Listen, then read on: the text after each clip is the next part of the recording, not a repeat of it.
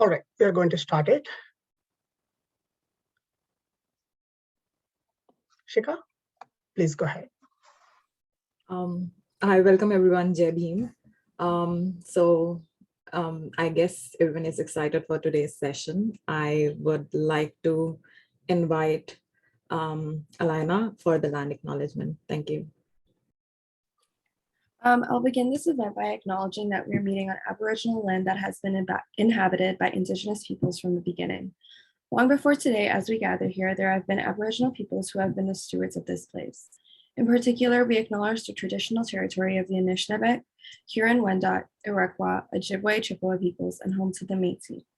This territory is covered by the Upper Canada Treaties. We recognize and deeply appreciate their historic connection to this place. We also recognize the contributions of Métis, Inuit, and other Indigenous peoples have made, both in shaping and strengthening this community in particular, and our province and country as a whole. As settlers, this recognition of the contributions and historic importance of Indigenous people must also be clearly and overtly connected to our collective commitment to make the promise and the challenge of truth and reconciliation real in our communities, and in particular to bring justice for murdered and missing Indigenous women and girls across our country. Thank you. Thank you, Alina. Hey everyone, Jai Bhim. Happy Pride Month and National Indian History Month. My name is Vijay Puli, founder and executive director of South Asian Dalit Adivasi Network Canada. I'm a straight male from Dalit community. I'm one of the hosts for this event today. Just before going to the floor, I want to inform to the audience that the speakers we are having today are from southern part of India. We tried our level best to accommodate the queer speakers from diverse background from all parts of the India and South Asia. Unfortunately, we are not able to find. Our apologies if anyone finds not inclusive. I would like to state some ground rules before we start. The session will be for 1 hour, 30 minutes. All attendees and audience are requested to be muted during the presentation. We'll believe in mutual respect, so any kind of abuse and inappropriate behavior will not be tolerated in the event. Such an individual will immediately be removed from the event. There is a 45-minute question answer period in the end. You can use the chat function or raise your hand to ask the question.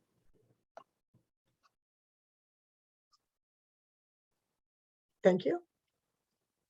Now we are going to invite the first speaker, guest speaker. Our guest speaker today is Living Smile Vidhya. Living Smile Vidhya is an actress, film director, essay writer, poet, sketch artist, and founder director of My Theatre. Smiley is one of the pioneers of the trans activism in India, who raised the first Dalit perspective in queer narratives. She is the first of many steps in Indian trans rights. She is the first to legally change her name and gender from Tamil Nadu government. First working in mainstream private bank. First to write her biography, I'm Vidhya. She is the first and only full-time theatre practitioner. In 2013, Smiley received British Council Charles Wallace Award 2013 for her excellence in theatre. A movie based on her autobiography, Nanu Avanu Allah Avalu, in Canada won 2 national awards in 2014, including Best Actor and many state awards, including Original Story Award for Smiley. Smiley, please, welcome you. Hi, thank you so much. Thank you so much, Puli. That was so sweet of you. Yes. Okay, I need everyone to open your camera, like start your video. I want to see your face because I need 2 minutes before I start speaking. I need all of you to do a small, like a very, very little, very basic exercise just before you all start. Everyone, I don't care how messy your room is, how messy you look or not. I need your face, like for a second there. Just suddenly. No excuse. Sahel, Disha, Akshay, Ashutosh, CJ, no excuse, Akash, no Feroz. Prashant, come, everybody. Yes, yes, hi. Okay, no. we are going to do a small exercise before we start. So that's why I need you. And then you can go back. It's just for like, maximum 1.5 seconds. So minute, second, I don't know. Anyway, so it is very simple. Just follow me. It is very simple. Just put your hand like this, like your right hand like this. Can you all? And also same, your left hand. Very easy, right? But you have to make it like an L shape, like a mirror, and you have to bring it together. Can you all do it? Yes. So now you can see basically so many windows, but you have to focus a window that you can see my face, like this particular face. You have to like turn, like you can see my face. Can you bring it closer to your face? Like this, and then like this. Can you? That exact focus I need for the next 20 minutes on me. Okay, and now you can go back to your messy room or whatever scene it is. Ciao. I'm going to share something which is like a age-old paper PowerPoint presentation, so you don't have to see my face all the time. Yeah. So Jai Bhim, everybody, and hello, salu, and vanakkam. This is going to be in English anyway, but a moment. Yes, I have to minimize it. Yes, okay. So today I'm going to talk about saffronization of transgenders in India. Like trans women in particular. So I may be a trans woman, I may come from a Dalit family, but I don't think I represent the entire trans community. So you need to aware, like whatever that I'm about to share here, it is absolutely my opinion. And my major focus will be on trans women. And if you have doubts or, questions, you can like naturally ask them in the end. The 45 minutes they're going to give. So first of all, I hope you all know India, and India has, it's like so much about religion and especially Hindus. Since we are going to talk about saffronization, just I thought if you don't know about Hinduism, you should know. So I'm going to quickly say about, I hope you all know about caste system in India. And to begin with, India is really like the Hinduism is really confusing with compared to other gods, because there is like so many million different gods, and needless to say, most of them look scary, colorful but scary. Oh my God, why is keep changing? And Varnashrama, like how like the Brahma gave birth not through what we call sex, but he chose a different way from head, from this, from that, from his body part he gave birth. And there are people who sincerely believe that. And I come from a Avarna class, but just if you don't know, you can take a screenshot on like, this is what caste system in general. And what is saffronization? This I will also quickly deal that. It is just a term that some of people like us or critics to refer the policies of right-wing Hindu fanatics Hindutwas that seek to glorify Hindu culture. And saffronization are named after the saffron robes worn by Hindu Sanatanis, like, or the robes worn by this kind of fanatics like this one. And like our Modi, our Prime Minister, for the last 7-8 years, he's like trying to totally saffron was not wise one, but saffron was the nation, and South is trying to escape, especially Kerala and Tamil Nadu, but mostly that's what he's doing. This is the caricature of our Prime Minister. He looked better in this way, that's why I chose this one, not his real face. And BJP and RSS, you should know, if you're going to know about India, if you want to talk about saffronization and queer, these are the party and the thing we should know. And I just want to, there are so many souls that got killed by the saffronization in institutional, and Rohit Vemla is one of the biggest person that we need to address. And this is just a quick, I only have 20 minutes, so I'm not going to talk so much, but this is just to remind like what saffronization in institutional space can do to us, like beef lynching and everything. So that's how, for transgenders also we need to talk about saffronization. And who are transgenders? Yeah, so exactly, this is totally 2022. I am not going to explain who is transgender. By now you should know. If not, it's your fault. But every time when I tell anyone that I come from India, and like immediately, hijras, hijras, like I hate that.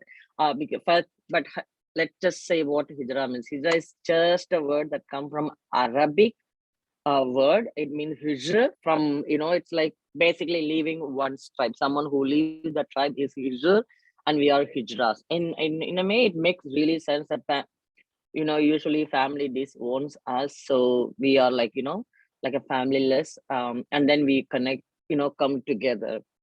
And if you realize, hijras the word is from Arabic, and then the hijra culture is actually started in Nizam, like in the Mughal era, and Mughals actually kind of treated hijras. They have places and they have some major role in, with the governing party and everything. So anyway, that's what hijra is about. But now it is totally understood, totally misrepresented as if they are like Hindu thing. Anyway, I have some annoying stereotypes to share that you can see. First of all, hijras means we all live in a la la land for hijras in India. It's just a misconception. It is not. And addressing transgenders as half man, half woman, or neither man nor woman, that is something I don't entertain. And misgendering us, and also using dead names. Dead name is something that our parents gave the name thinking that we are this gender, that's dead name. And dead naming us is something I hate. And calling us Bhagavan ka roop hai hum, like in Hindi, it means like we are we are the avatar of God, something like that. That's how in India people try to communicate hijras, and they think that we can, give you a curse or bless or something, just nonsense.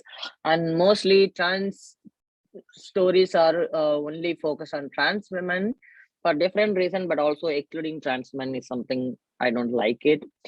This is my most annoying stereotype, that we are colorful, we are perverse, or we are victims, all those nonsense.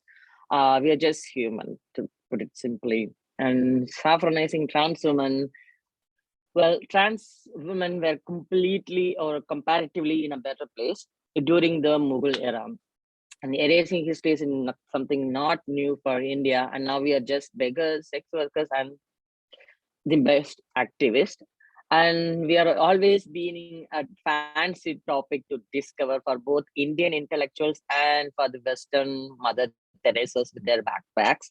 After long years of struggles, together we reach some level. We find some space in the Indian situation, and then now the right wing is happily trying to devour our struggles, our identities, and trying to,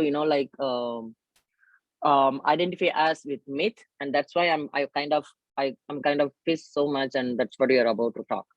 So later, out of nowhere, comparison with mythological characters started to happen, and Hindu gods are actually, in my opinion, they're pearls, like Krishna, Vishnu, Brahma. They want to kill someone.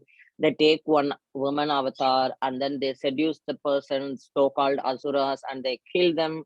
Whatever nonsense, but then the story never ends like that. Immediately, that the another god, they want like, oh, how you did it? Show me that face. I want to see this woman face. I want to say it. Show me, show me, show me. And then he shows, and then he just got horny, and then they rape, and then they get pregnant. I mean, thanks to that mythical time that abortion is banned. So even if you are a man who was raped by a man, and even if you got like pregnant, you have to give birth. It is just nothing makes sense. So don't worry about making sense. That is their stories, and then they do some nonsense. That's how they say, like, the years have born. That's how they say Ayyappa has born.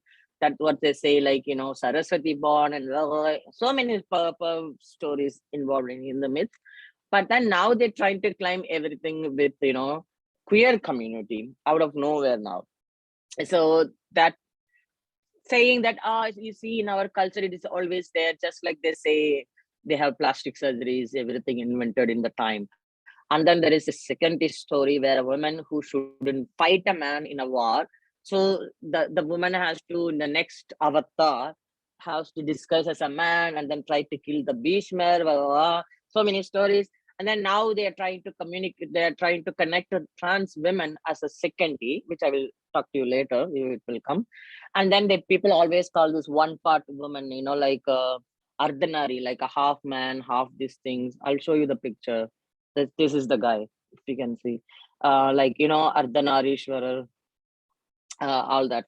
And that story also mostly, like sometime before Lord Shiva and this Parvati have some problem, and then they fight, and then like they were like angry, and then he killed her, he burned her alive, and then he calm, and then he was realized, oh, I killed my wife, I need her, then something like that, and then okay, let's come to a conclusion that we are all equal, so let me give my half of my body, so you be man, half some story, okay, it's story, and it has a different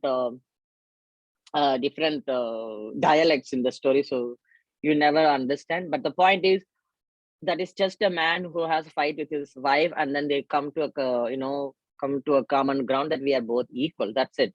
That has nothing to do with the transgenders at all. And then they always communicate trans women, and you can also see that they even made some nonsense films in Malayalam with naturally only cis head, all top stars, but doing trans women role and having great time in the name of Ardhanari. So you can understand why I'm angry. And that is not enough. We also invent Kuvakam and Aravani. So to understand about Kuvakam, we need to know a little part of a folk version again from the India's Mahabharata. Anyway, it's like a war between two teams, we know that. And the team A is Pandava, 5 brothers / good guys, and then team B, 100 brothers / bad guys. So there are like million characters in Mahabharata, we all know that. But let's focus on these 3 guys. Lord Krishna, Arjun, one of the brothers from the team A, and then Aravan. So this is so it's a war. There is 5 brothers, and then there's 100 brothers. There is Arjuna is from 5 brother, and then there's 4 we don't need them. And Krishna is like, you can see, and if you notice, there is Buddha in his 10 avatar. I don't know, Buddha is altogether a different, religion. But now, like, this is what Hindu saffronization. This is the classic example. You can see how Buddha is one of his avatar now. Cheaters, shameless cheaters. Anyway, this is Krishna. The blue guy is Krishna. He is the one who's driving, and the another guy, the handsome looking guy, is Arjuna. So Arjuna is like a father who is basically like like he has 3 wives. So Ulubi and 2 other wives, we don't care.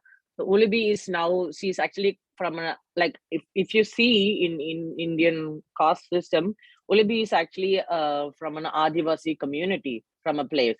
And Arjuna had an affair or marriage or something with Ulubi, and then they gave birth to Aravan. But once Aravan is born or just had one-time sex, Arjuna left the woman alone, and you can imagine being a single woman, what kind of a struggle she might go through and all that.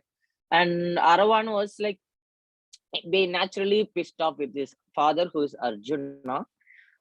But then Aravan is basically son of the king Arjuna, and his wife will be the Naga princess. Aravan is the central god of the cult of Kuvakam.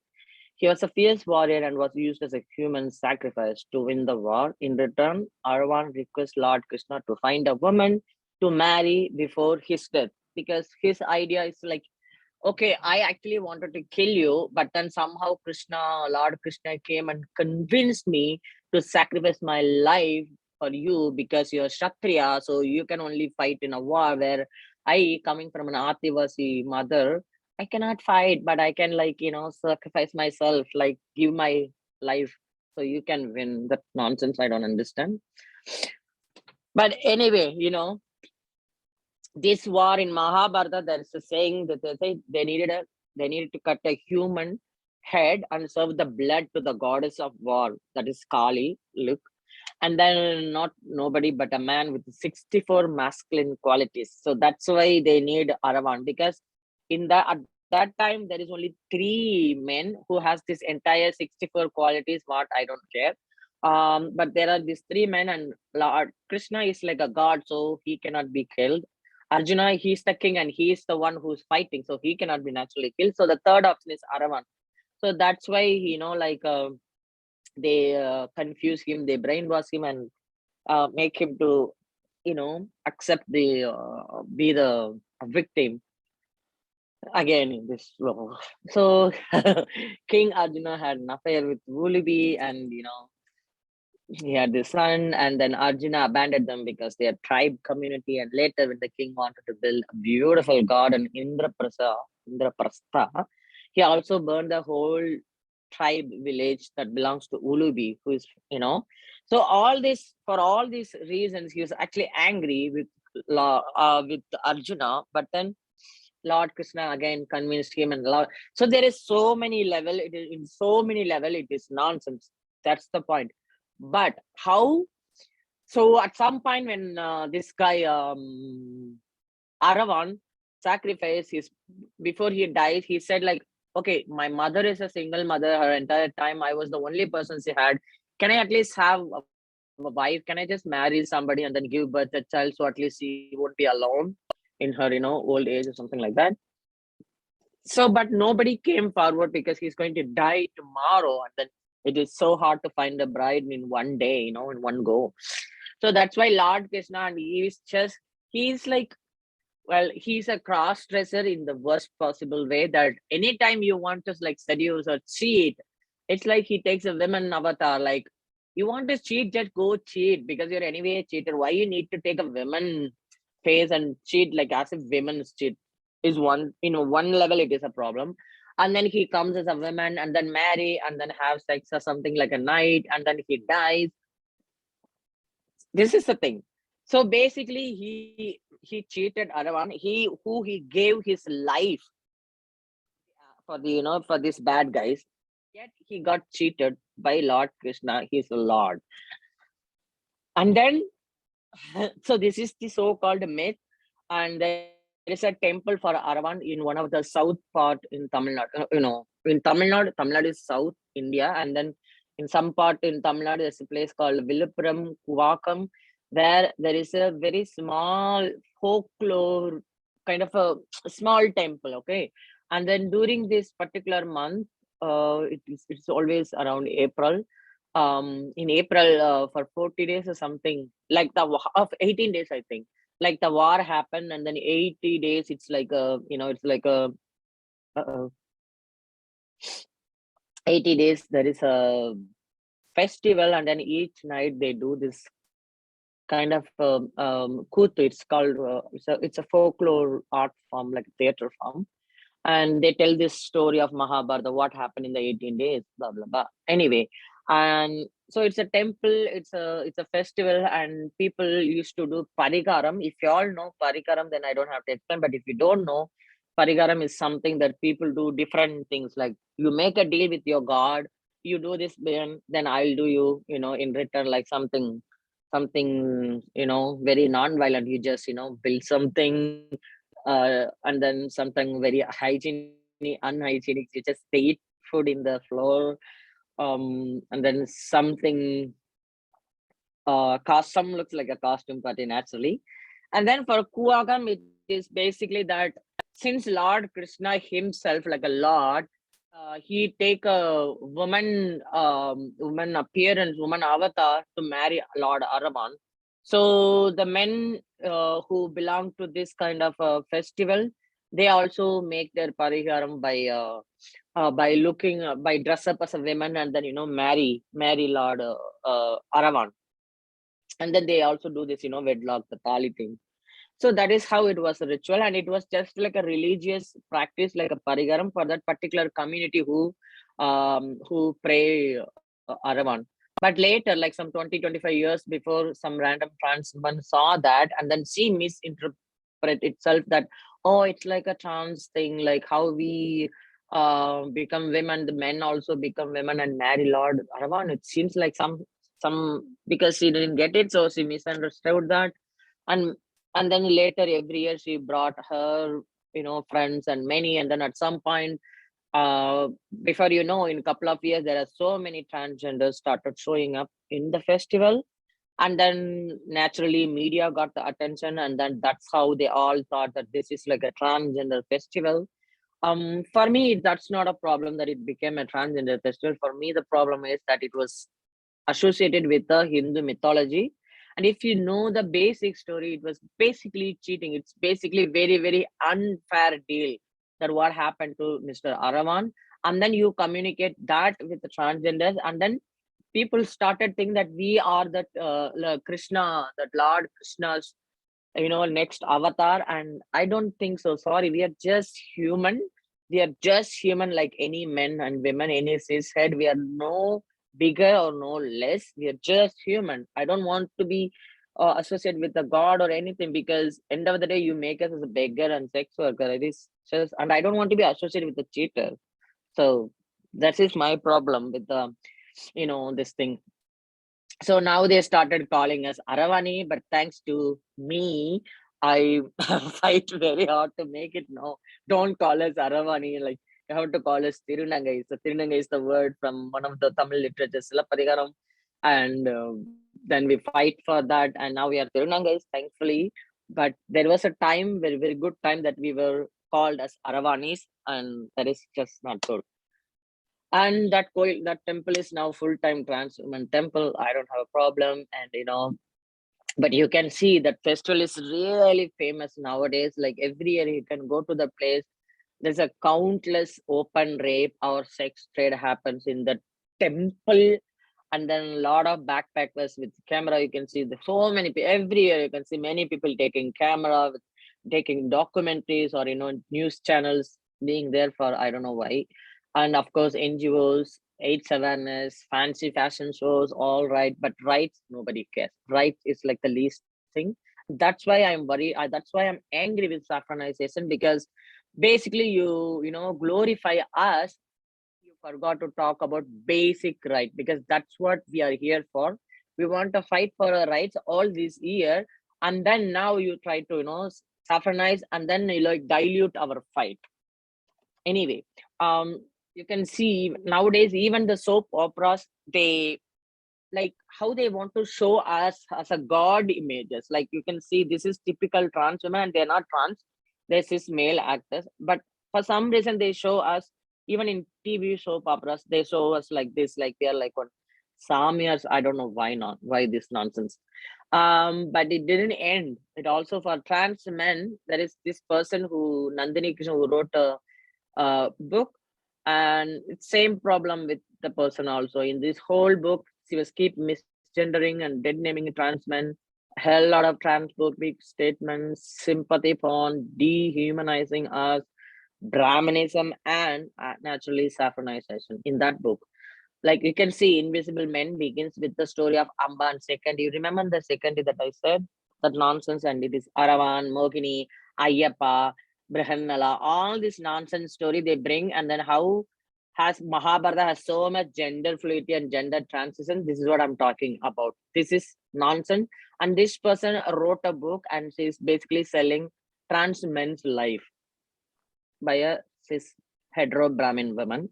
Thankfully, trans men from the beginning fight, and then they even show a strong protest. They burned the book, and they made a strong contempt by trans men, where trans women, even today, these days, they still, like you can see Apsara Reddy was a former BJP member, that BJP party I was talking about. And being a Tamil, she's the one trans woman who used her second name, their caste name in her second name. Usually in Tamil Nadu, we don't do that, but then this trans woman does it because she's a Sangi. And then this one, she is Lakshmi Narayan Tripati. Most of them know. She is like in worldwide representation for Indian trans community, but her entire problem is like, she has her own temple. She's a goddess, like a Bhagwan ka Roop, one of the Bhagwan ka Roop, and she represents more than Indian trans women. She represents Hindutva, and And she even, her problems are like not our rights, but Kumbh Mela, transgenders attending some Kumbh Mela, some nonsense. And then building a Ram temple. You know, if you all know Babar Masjid demolition, and now the verdict came, and then they're going to build Ram temple and everything. But this woman was worried about building a Ram temple, and this is her. You see. So anyway, my problem, what is there to be glorified? I don't understand. Hindutva or Brahminical influence is in the community, and within Hijra community, you can see the hierarchy system, like just like Varnashrama, there is a seniority, and then seniority has to be respected in particular ways. Like, you know, I don't want to go in detail because I'm not sure how much time I have. And there is some level of untouchability is operating. And in general, people usually, trans women claim to say that, unlike cisgets, we don't have any cost different, this thing and that thing, but it is bullshit. I've been called out being beef eater. I've been told, some of them don't know that I'm a Dalit. I come from a Dalit background, but then they talk to me and told, don't talk to that person because that person is actually from a Dalit community. So don't be so friendly with that person. Do you know what? She even eats beef. Where I only eat beef. That this woman don't know. But this happened to me, and yeah. Anyway, how many seconds I have? Am I like crossing 20 minutes? Sadha? Puli? Already we are running out of the time. We are okay, I will you took try to already finish. 10 minutes more. So Okay, it's like, you know, in one I'm or two almost done. I'm almost done. So we my can problem discuss, is, we can discuss more in our question and answer period anyway. Thank you. cool. Sorry about this. Thank you. It's okay. So yeah, so like Puli said, like you can ask if you have questions or anything, or I will in the last 45 minutes we will talk about it. Thank you. Yeah, thank you very much. Shikha, please. Thank you, Smiley, for such an entertaining, enriching session. My heart is pounding out of excitement. I would like to welcome our next panelist, John. John is a Dalit queer activist, originally from Tamil Nadu, now lives in Toronto. John is committed to bringing caste awareness to queer spaces. Welcome, John. Hello. Oh, thank you. Thank you, Shikha, for the introduction. JB, and I'm very happy to be here meeting all of you through online on a Pride weekend. It means a lot to me to be given an opportunity to speak about my Dalitness and queerness alike in a platform. And thank you. So I don't have any slides. I'm going to talk for most of the part. I'm going to focus on how I face oppression in Canada as a brown queer person and also a Dalit queer person within the brown community. So it's going to be most of my personal experiences and what the problems I see. So when I first came to Canada, I came here with the picture of the queer spaces being more progressive and inclusive and empowering. When I first landed, I went to a smaller town. The queer spaces I went were of smaller groups, predominantly white and dominated by men, cis men.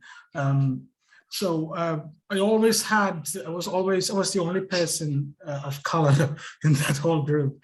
I felt being such a minority in the group, and always I had to. I was under pressure to be nice all the time, so I have to prove that I'm nice all the time. But no matter how much I tried, I always felt that it was never seen or heard. I've been going to those spaces for about 3 years, and I still have people who haven't talked to me in that group. It's about 30, 40 people, but they don't engage with queers of color or racialized queers. And then after moving to Toronto, I thought the gay village would be more inclusive and progressive, but it wasn't that way. Was the same setup was the same. It was male-centered and white-dominant spaces. My friends also have shared experiences of going to a club, and who is interested? The security. We always had this feeling of being under a microscope when you enter a bar or a club in the village, and there's a long history of being hate crimes in the village towards racialized queer, and even online and offline, these gay men would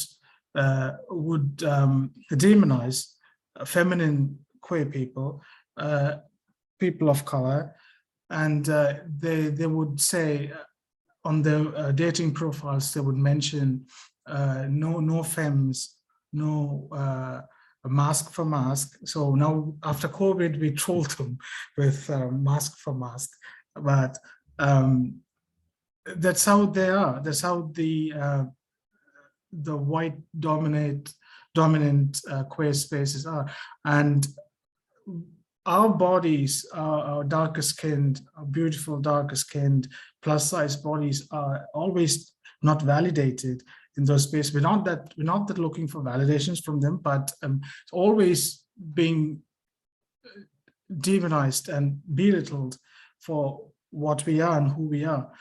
And it's always a struggle we face as brown people. And someone like me who is queer, Dalit and brown in brown spaces,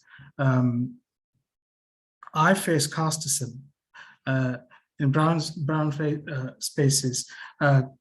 Queers who come from India, they already have this casteist mindset, and they come here, they don't get a chance to analyze, or they don't think through it and try to de-Brahminize their minds, but they spew casteism in every possible way. Even if you give them let it be a smaller opportunity of social media handle, they would mention their surname. That would be a caste marker, or they would say the vegetarian, their dietary habits or the religious habits or whatever it is.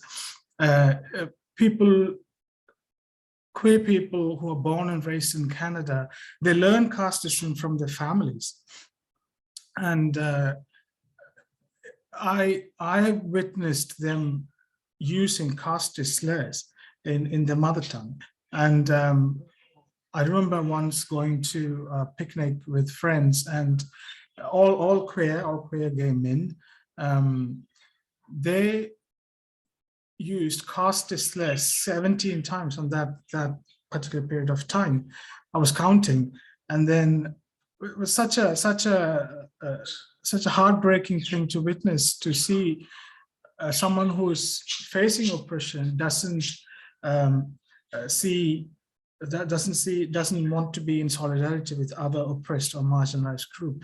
That I think there's a lot of awareness work to do to raise caste awareness among queer people, and also racism awareness in Dalit communities as well, because as Dalits, we are victims of colonization too. So we just think the dominant colonialist or casteist agenda is the superior, and then we don't question or analyze.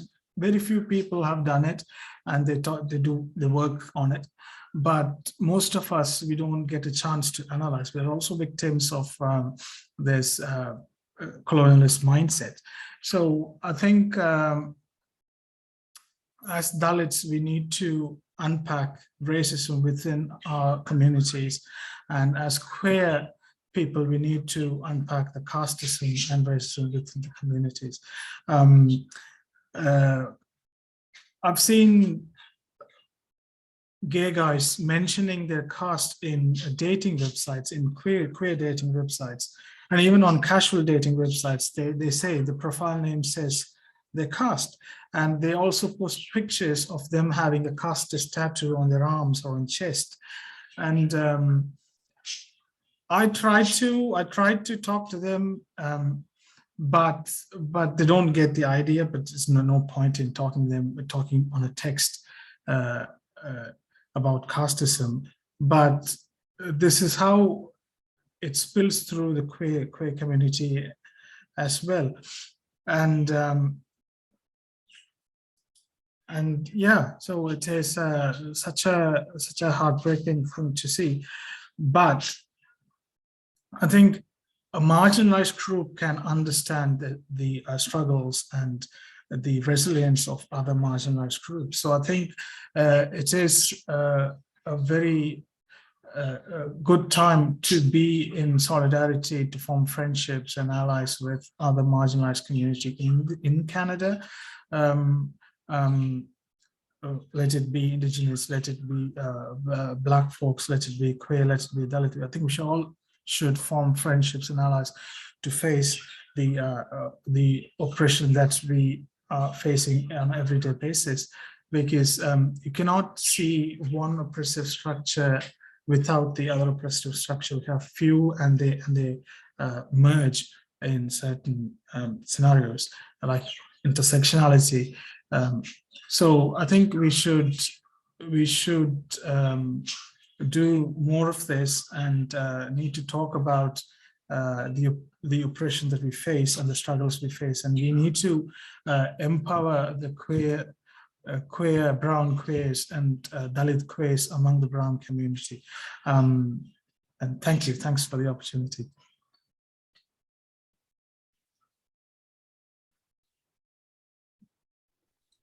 Thank you, John. It was wonderful to hear your personal experiences. Definitely. I'm not from the queer community, but still I am from the, the caste oppressed Dalit community. I know what you are talking about, especially, the caste system and the racism, how they both work in Canada.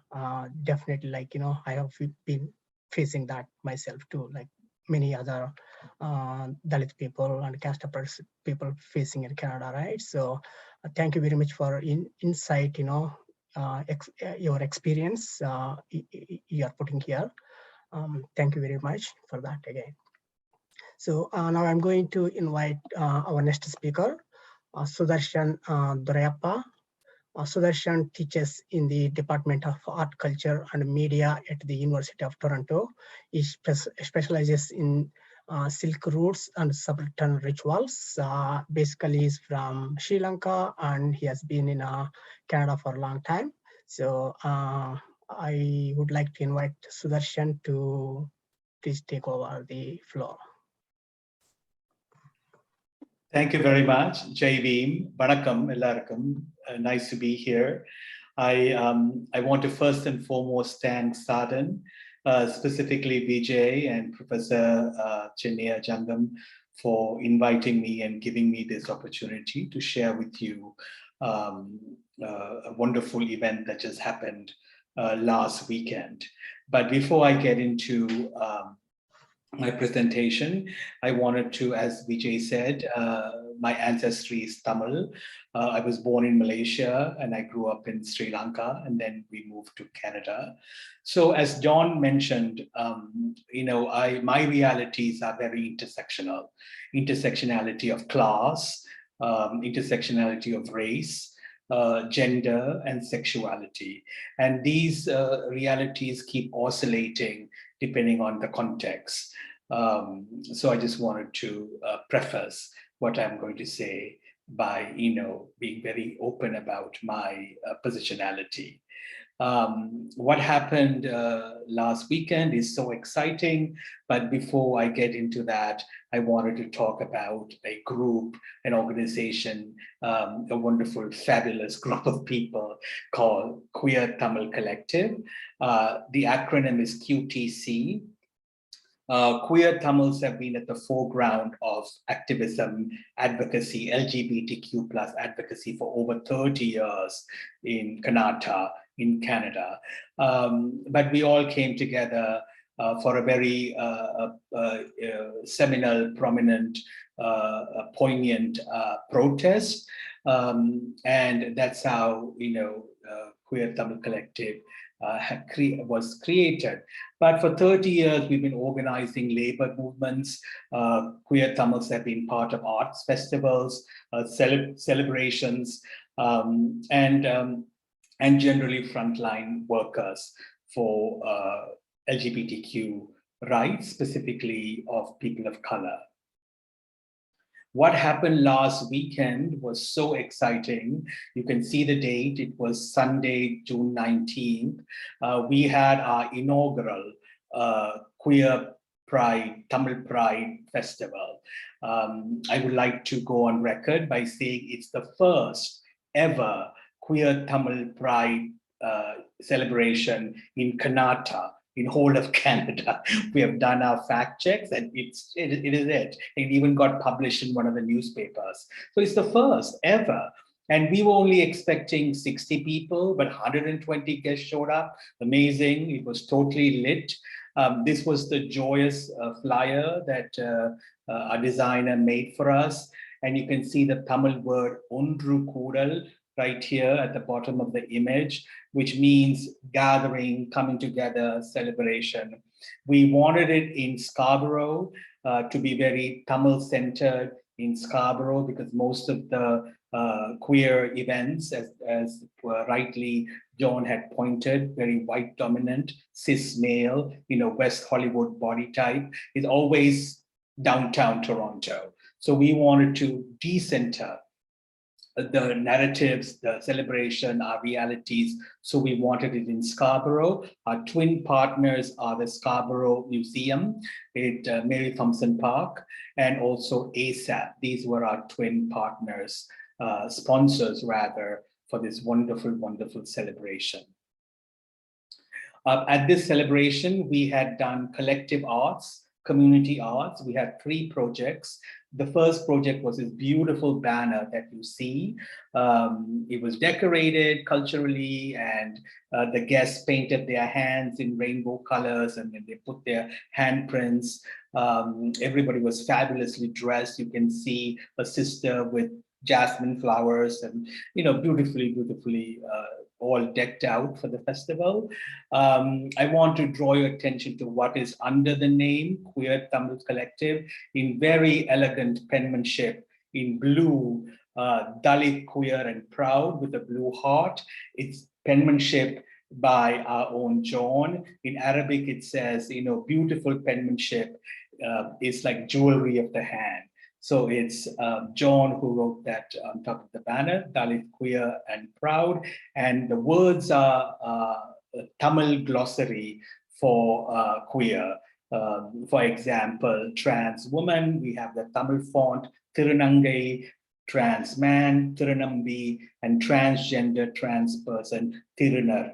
And these are the glossaries that we wanted people to get familiar with when they speak. And I agree with Vidhya and John, when we speak of oppression, first we have to have the correct language to talk about oppression, and especially the dominant group uses incorrect terms to talk about us. So we wanted to say, these are the words that we want to use, and these are so we made a huge banner, and I'm very happy to say we'll be marching in the downtown parade tomorrow, carrying this QTC Queer Tamil Collective banner with everybody's handprint. So please come out and support us. I'll have information at the end of how you can come support us for Pride Parade tomorrow. We also had buttons made about identity. You can see the beautiful mala, the garland, the pride mala, and we made very stunning buttons with Tamil Queer and Proud, pronouns, ask my pronoun, she, her, and the guests took them home with sort of identity-based buttons. After 7 p.m., the event was, taken to the next level with performances, amazing performances, all female performers. We had fabulous, amazing two hosts. Our own Angel Glady and our own Turka Gunaratnam were our hosts, hostess with the mostest. They were, there was amazing MCs. And the evening started off with Namita's poetry, Tamil queer person, about coming out and being in a Tamil family. Young, very young, wonderful poet, very powerful. There were no dry eyes. People teared up. It was so emotional. And then the evening was taken to a crescendo, a very high point, by our performer Gechna, who is a Tamil queer female rapper. So it just blew everything out of the water and ended the evening on a very high note. I also wanted to highlight that all the oppressions that are in our community, be it caste, discrimination, class, skin tone, skin color, anti-Blackness, all of that is in the Tamil queer community. And Vidhya had pointed it out beautifully. John had unpacked it so effectively. So yes, the Tamil queer community has all those oppressions. And 3 members from QTC had attended the 9-hour training given by Tenmoli of Equality Labs. And now those 3 members will teach us in September, will take us through the whole workshop of unlearning caste supremacy. This workshop will be led by John, who is one of our panelists today, and Divya and Charu. And the last slide is I would like to end with an invitation to all of you, a very loving, humble invitation. Please come engage with us. We are on Insta, on Twitter and Facebook. Our handle is #QueerTamilCollective. Come engage with us, and also come out tomorrow. Come out tomorrow to Pride and march with us, support us, cheer us from the sidelines. And how you can find us is on our social media handles. With that, I would like to thank everybody for their attention, and it's my pleasure and privilege to be with you today. Nandri, Shukran.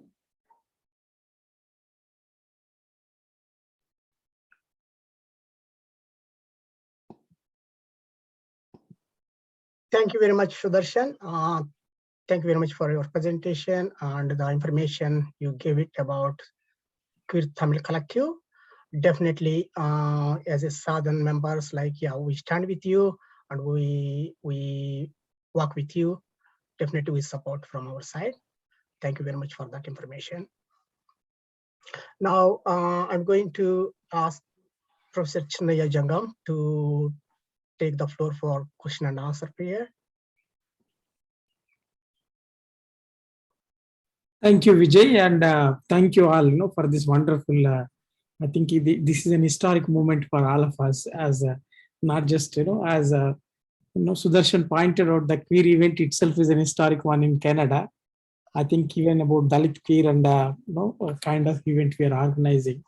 And this might be one of the important beginning, especially in the diaspora and question of caste and Dalit experience. And I would like to thank John particularly, for wonderful, sharing of his story, and also to all others for giving this opportunity for all of us to know about it and educate us particularly about this. Whole issue of discrimination, how the nuances of caste and gender works, especially in the context of diaspora and also in India, and particularly for Smiley for giving this historical and also very fascinating talk.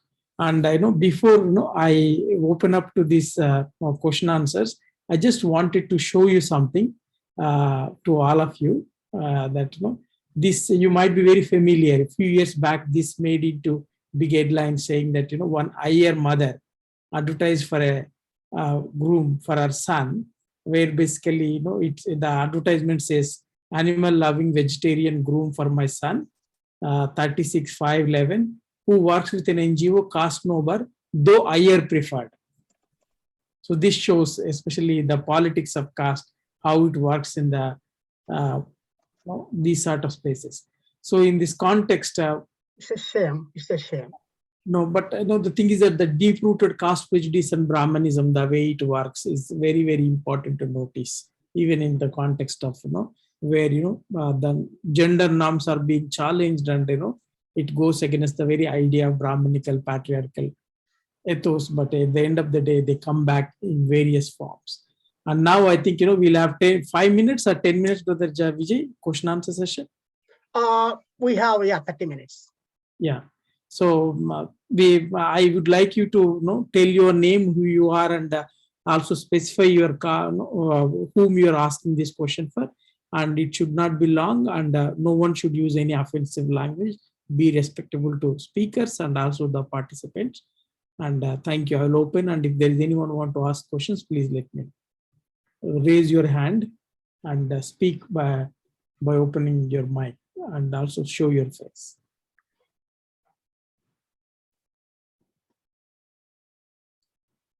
Yeah, also, I think Shikha said, please free to use chat as to ask your answers, questions. I think somebody raised the hand. Is that? I cannot see. It's Aditya. Yes. Aditya, you can unmute and ask your question. Yes.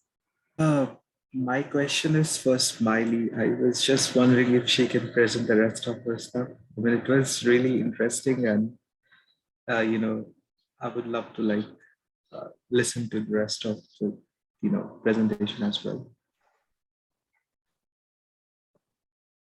Smiley, you want to respond? Yeah, sure. But is it okay by the SADAN? Is it okay? Can I quickly finish it?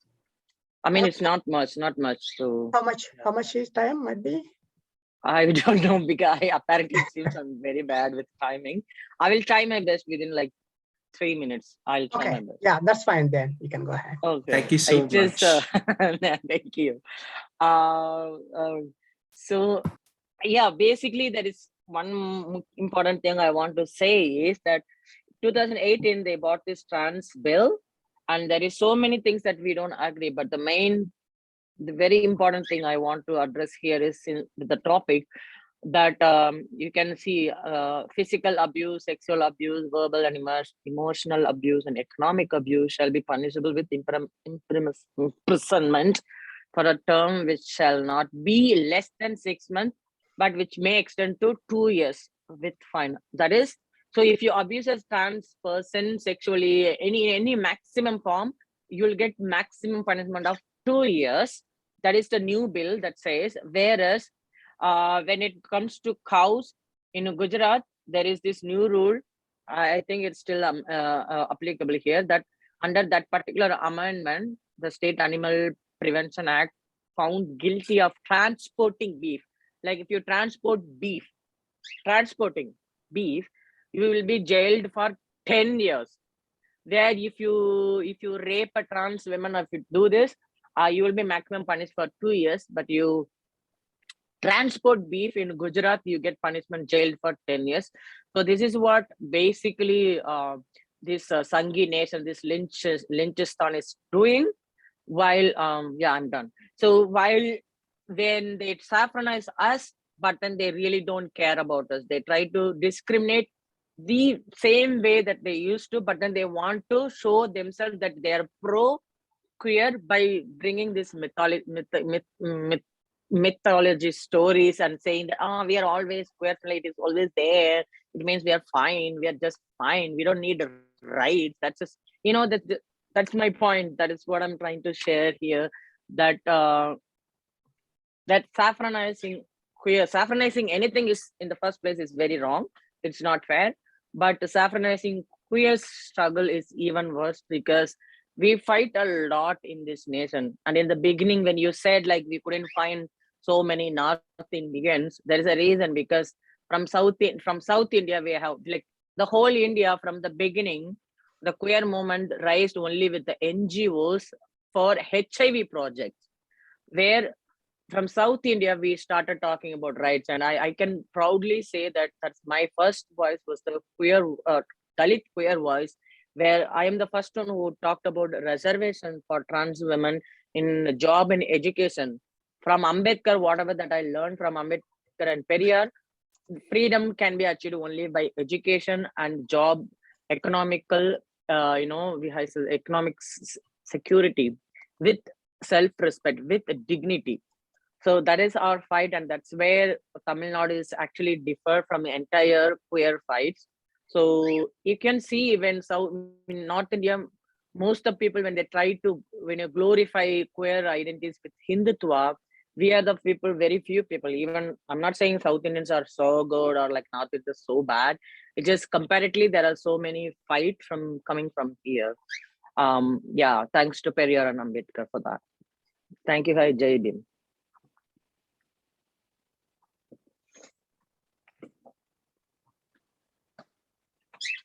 Thank you. And next, anyone wants to ask a question, please? Somebody raised the hand. Is that I cannot see that? I see one hand raised by. Yes, Gautam, you can ask question, please. Should I wait for Gautam to respond? No, sorry, I did not see other person's hand. Who is that, please? Hi, I'm Rajorshi Dash, and so firstly I wanted to say that I have kind of my introduction to both queer and trans studies was through Living Smile Vidhya's work. So every time I listen to her, it's always inspiring just to follow her on social media and to read her books and to watch her performance, like the snippets which are available.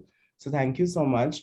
So one thing which, and this is more of maybe a personal question, because this is something which I'm struggling a little bit in my research, is that so when it comes to queer and trans people in India and the current the act, the post the rules that have come up in the Trans Act, a lot of people are trying to negotiate with the government, and some of them I have seen have not changed, but kind of modified their stance in a way. So I can see traces of saffronization, in a lot of people's social media. So I'm just wondering, how does one respond to that, even while trying to, because it's also important for people to negotiate with the government.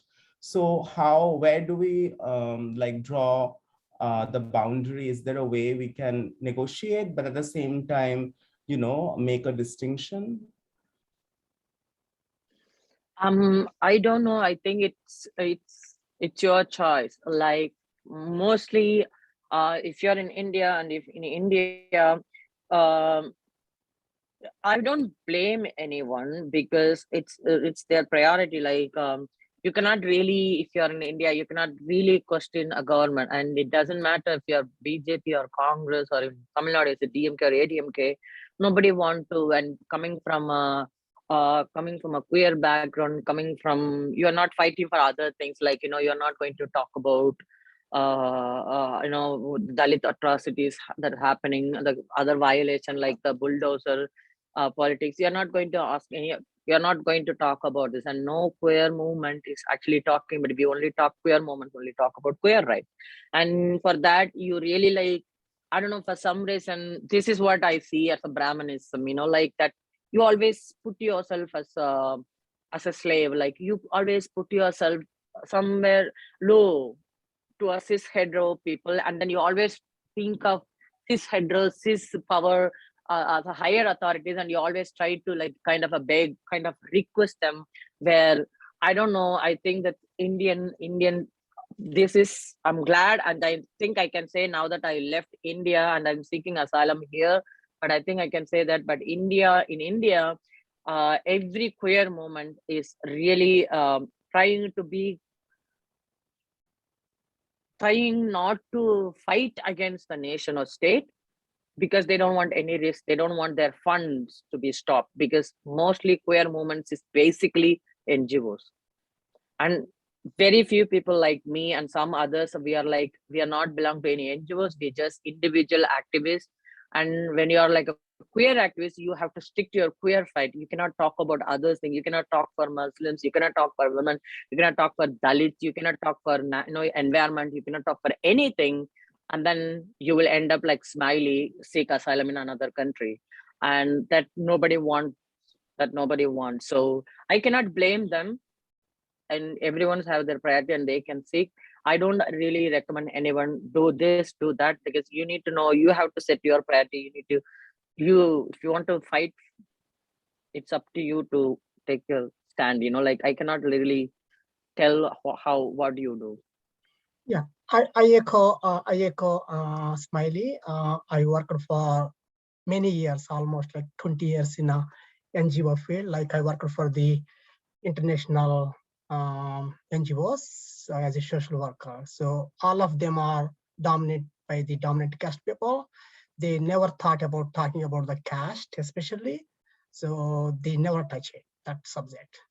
So obviously they never touch the queer subject, LGBTQ community. And it's same with the queer NGOs also. Most of the queer NGOs are dominantly run by upper caste, so-called upper caste, mostly Brahmins, and that is why the people keep say that, oh, in queer and transgender, we don't see because we are just trans, we are all equal here. This is the purest place. And that is like bullshit. That is cow dung. I can say cow dung. I cannot say bullshit, but I can say that's cow dung. And that doesn't make any sense, because you cannot, if you're born in India and if you're an Indian, caste doesn't leaves you. You either somewhere you are affected or somewhere you got the privilege. Okay, so you have to accept the fact. Thank you, Puli, and thank you, Rayorsi, Rayorsi. Thank you, Rajo. Yeah, I'm sorry if I answered your question properly, but that is just a fact. That is how it is. Yeah, So. no, thank you. We have one more person to ask the question. I think I saw before Sukumar Gautam. Yeah, thank you, Vijay. Vidhya, Sudharshan, John, Mikka Nandri, Vanakkam. Your presentations were just absolutely mind-blowing. Like I learned a ton of stuff today that I wouldn't have found had I gone looking for it. So thank you so very much. This is just a curiosity, but Sudarshan, you mentioned the words Tirunangai, Tirunambi, and Tirunar.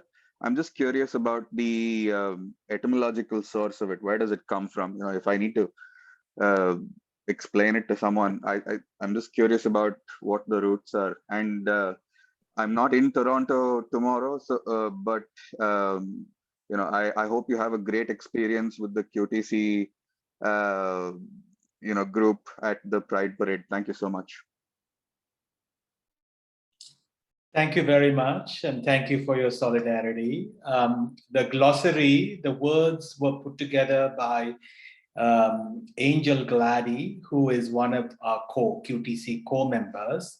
In terms of the etymological root, I'll refer to my co-panelist Vidhya, if Vidhya has a perspective of those words, because when I was coming out, these words did not exist.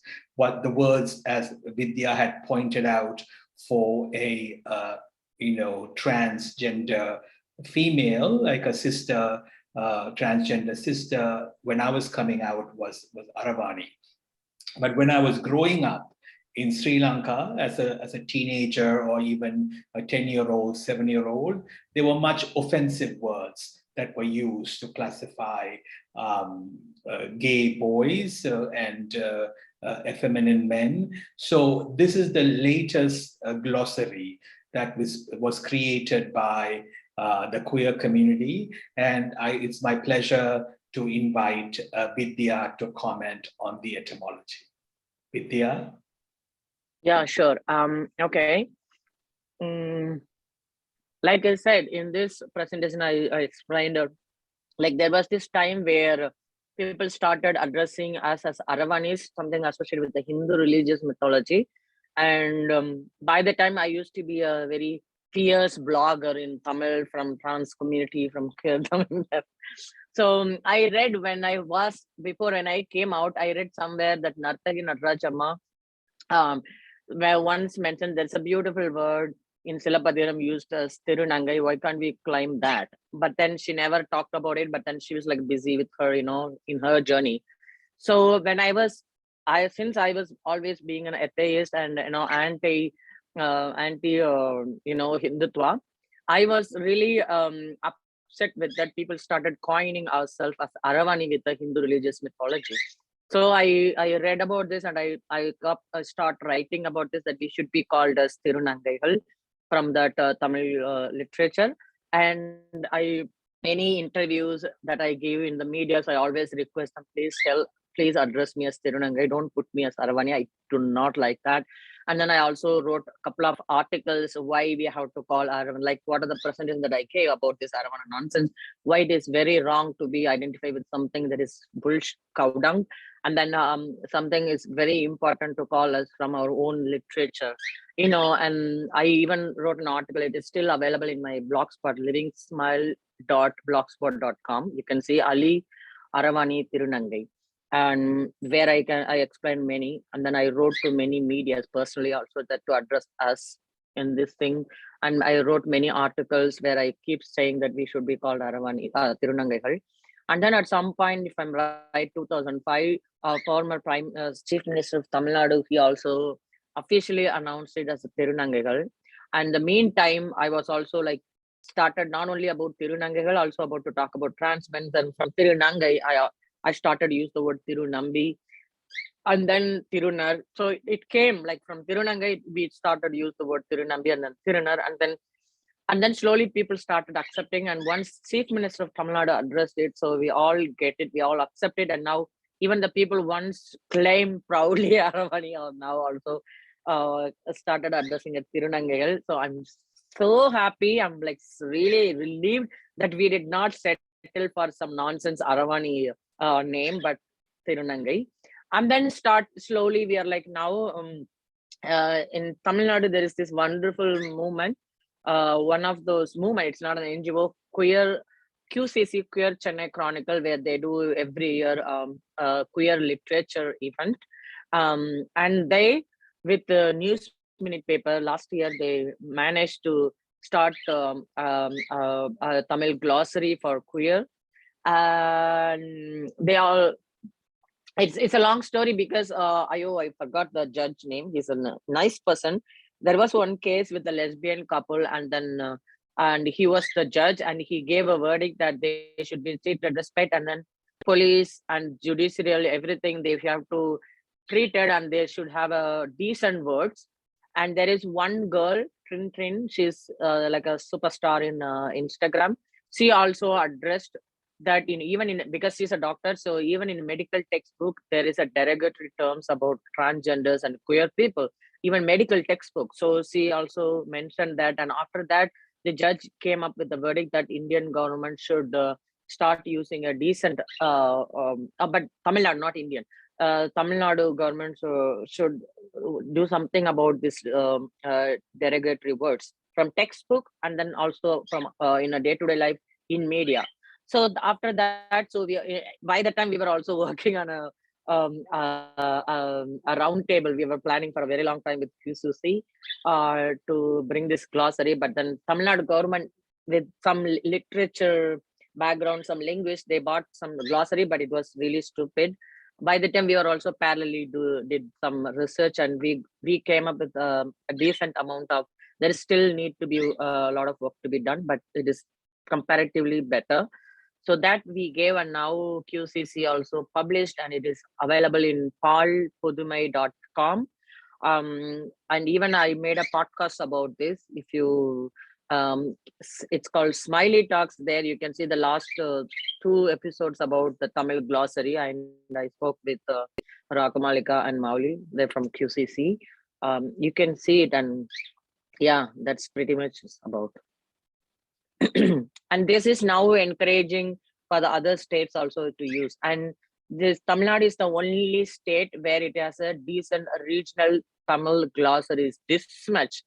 and the rest of the people only say transgender or hijra. That's it. And they don't have any other words, even for gay or lesbian or any of that. They don't have any words. It's all they use English from English. And Tamil Nadu is the only state where we actually developed so many glossaries regarding queer words. Yeah, that's pretty much it. Thank you. And thank you, Sudharshan, for thank you. Thank you, Vidhya. Thank you, Sudharshan. Mikka nandri. Vidhya, ninga kalakite irkinga. More power to you. Thank you very much. Thank you, Vidhya. I have one more question here, anonymous. Can I ask? Yes, please. Okay, so the question is about how the Tamil nationalism and the caste system, caste discrimination, how Tamil nationalism wipe out the addressing the caste system and queerness in Tamil community. So I think it could be a good question for any one of three speakers because all of them from Tamil community. Might be Sudharshan. Thank you for that very, very interesting question. To me, Tamil nationalism is such a wide scope. And I'm not familiar with the complexities of Tamil nationalism in India.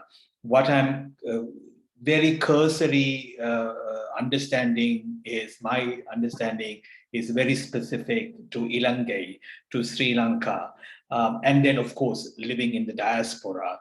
And to me, Tamil nationalism has to be, I never use the word complicated in my life or in my career or in my art. It's just complex, and it takes time to understand and tease out the nuanced stratas. And I always tell my grad students, remember in grade 9, we used to use a microscope and you'll have different nodules. So the first nodule has to be time. What time are we talking about in history? Because the reality changes. And the second nodule is regions. Where in Sri Lanka are we talking about? Because the realities are very different.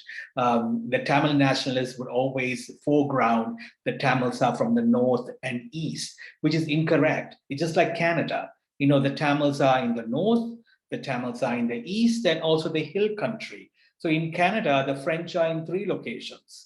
You know, the Quebecois French, Manitoba, you know, Western provinces has a large French community, and then the East Coast Acadian French do not identify with Canadian French. They identify with France, and they've been discriminated. So just like that in Ilangai, in Sri Lanka, the Tamils are in 3 regions, in the north, in the east, and then the Central Highlands, and the Tamils from the Central Highlands identify in terms of ancestry and also nationality with South India.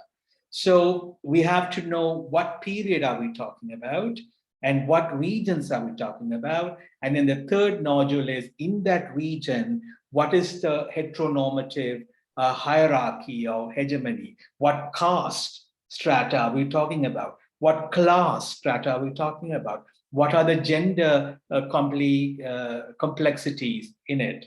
So this is how I would approach it. And I would refer to my colleagues in the panel, John and Vidhya, maybe to unpack Indian Tamil nationalism and how the complexity impacted, discriminated Dalit awareness. In politics, also self-awareness. So take it away, John or Vidhya. Thank you. And I think now, it's almost more than 1.5 hours, and we should conclude, brother Vijay. Yeah, still we have like 5 minutes. Okay. Total actually our session. Yeah. So yeah. So any other questions, please, before we try to wrap it up? If anyone has questions, please. I have one question here. It's my personal question.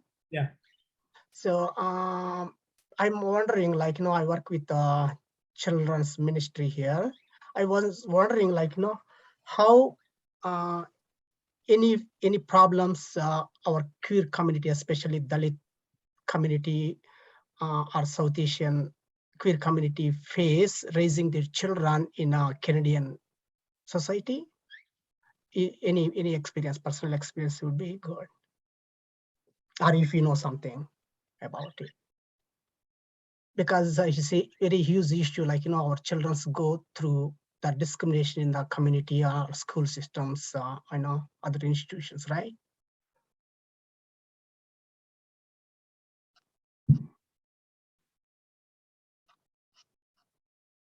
Anyone can answer on this, please, if you have any.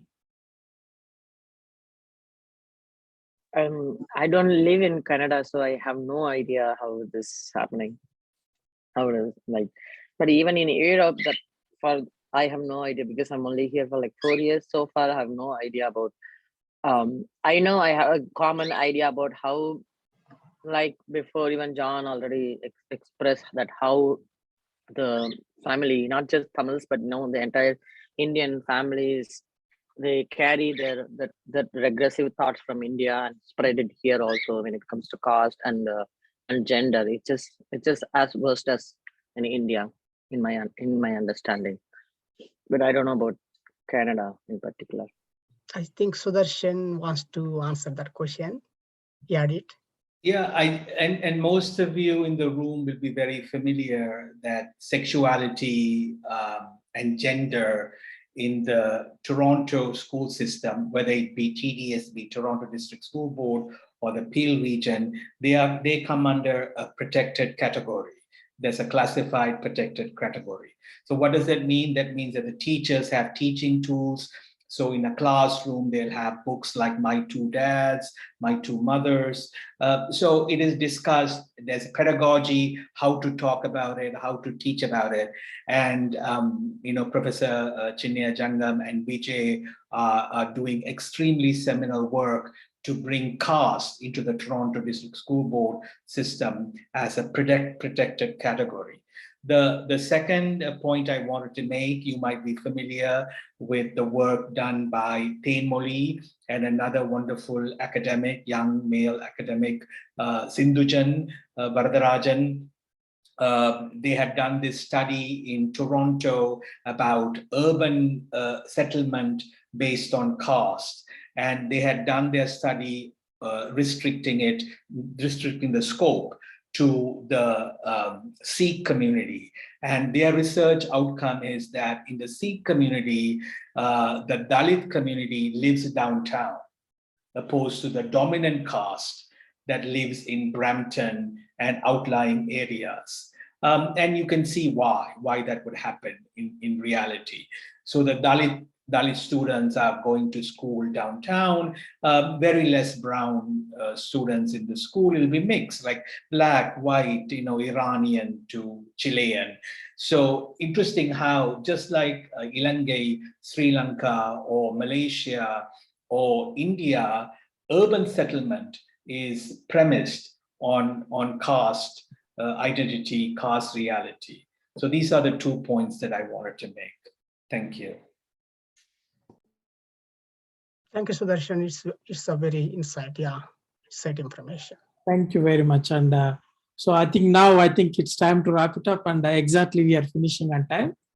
And if there is no question from anyone, and thank you so much. And I would really want to thank you all, Sudharshan, Smiley, and also John, Shikha, and especially to brother Vijay for taking so much efforts, particularly more than me.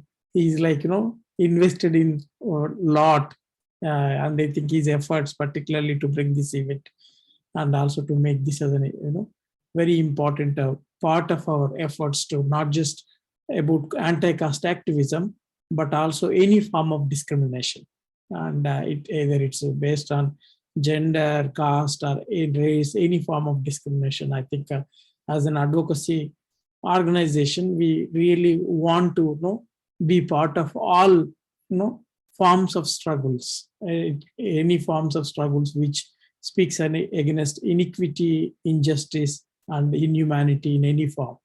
And I think this is what, this is a historic beginning, because despite our experience of caste and discrimination, various things, because the way we are raised in terms of patriarchal Brahmanical caste society, we also carry a lot of prejudices unknowingly. And we are under insensitivity, particularly more than prejudices. Insensitivity is part of our lives as children coming from this sort of environment. So in this context, I think this is a very important opening in terms of getting to know, and also to be sensitive, and also to listen to stories of people, and at the end of the day, affirming humanity of every person is very important part of what we want to do. And I really want to thank, and especially for your time, and also kindness in sharing this such very important stories, your personal stories, and also struggles and organizing. And it's so heartwarming to listen to the Tamil Queer Collective, and it's like such nice thing to have.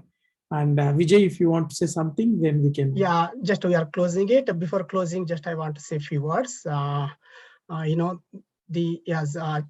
speakers, Chinnaiah mentioned it, right? So the Dalit and queer bodies have been, stigmatized and invisibilized by dominant groups and their narratives for many generations.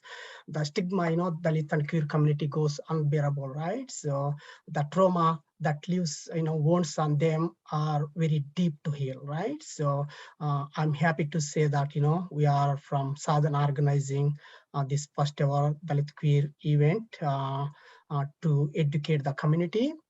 I myself learned something new today, because as I mentioned, I'm from the Dalit community. I know how the system works, but I never exposed it to the queer community and their problems. It's a completely new learning for me.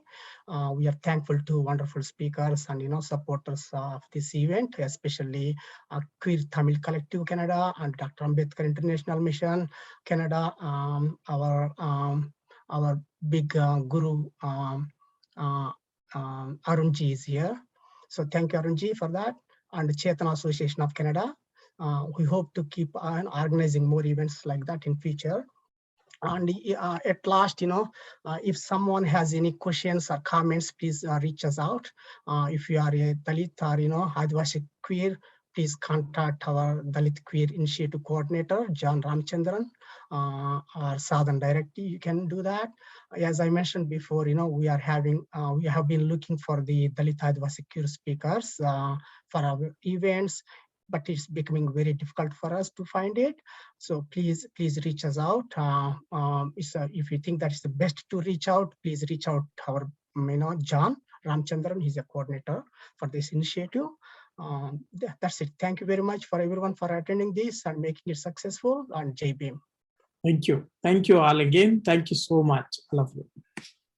Thanks, everybody. Jai Thank Bhim. you. Thank you. Jai Have a Bhim. wonderful Jai day. Bhim. Happy Bye. Pride Month. Bye-bye. Bye. Happy Friday.